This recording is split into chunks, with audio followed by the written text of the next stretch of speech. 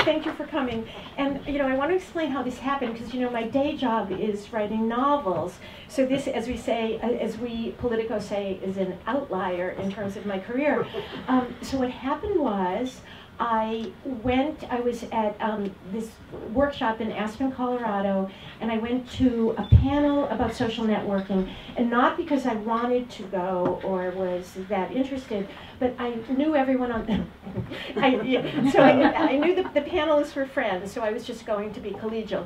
But I came away thinking, okay, I should tweet, because it's good for your career and it'll grow your audience, and maybe like Susan Orlean, who has like 600,000 followers. So I came home from Aspen, and the first thing that happened, sort of got home in the middle of the night, and it happened to be the very moment that Governor Cuomo was passing the Marriage Equality Act. So in the morning I tweeted about that it was like bad to be in the taxi line at LaGuardia is so long, but on the other hand, blah, blah. So then immediately I thought, well, I don't want to do this every day. And then on total impulse, I said, I know, I love to rhyme and I love politics, and I'll pledge to write a rhyming political tweet every day till the election, but I didn't count how long it was. And it was 499 days. And I didn't, I should have now, if I had to do it all over again, I would at least take the weekends off, because those are really like low information days, and Morning Joe is not on. So that's tough. Oh, so then it became, how did it become a book? So, this was just my little pledge. Oh, and the Boston Globe picked up after about the first week that I was doing it. So I was committed, I felt, that it said I was doing this pledge from now until the election, which was, 16 months away. So months went by, almost a whole year, and I only skipped Yom Kippur because I thought I could. So then this lucky, wonderful thing happened.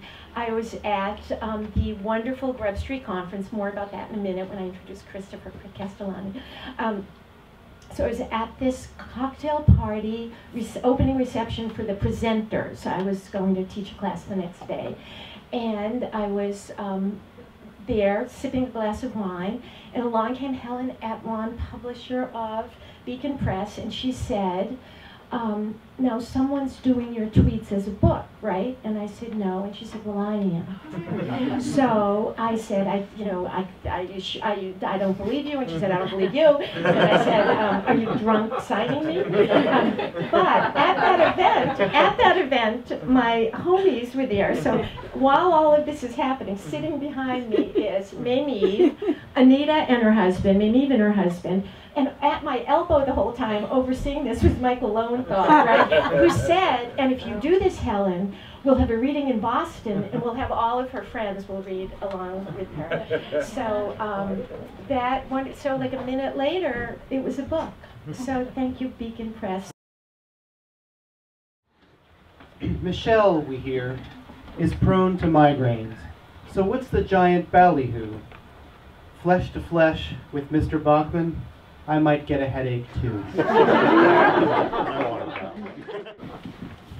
Again, the famous Perry flub. What 3 departments would he scrub? 3 off the bat, he starts to say, and lives to goof another day. Christie is saying, I'm not ready, despite what's sounding like a draft. Too big to fail? He could prevail. Think William Howard Taft. Reasons for my Gingrich blues. No lunar dreams or Grecian cruise. No credit line from Tiffany's. No saintly wife, his former squeeze. Struck down today, don't ask, don't tell. Good riddance, stupid ban. One harsh shot was troops less hot, less neat, less fun, less tan. That always makes me feel so pale when I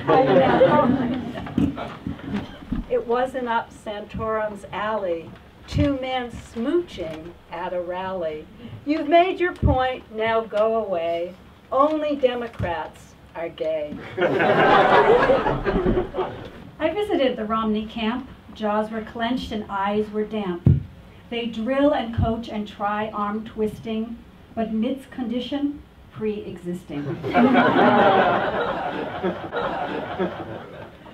Bit by penguin at the zoo. What's a candidate to do?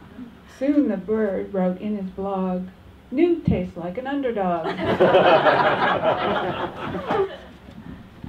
Goodbye, sir. Go back to Bain. We've seen the end of your campaign. Good night, Gaffes. Good night, air. Good night, Mitt noise everywhere.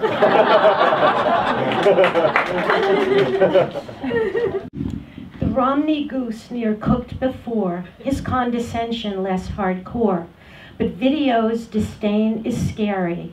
He wrote his own obituary.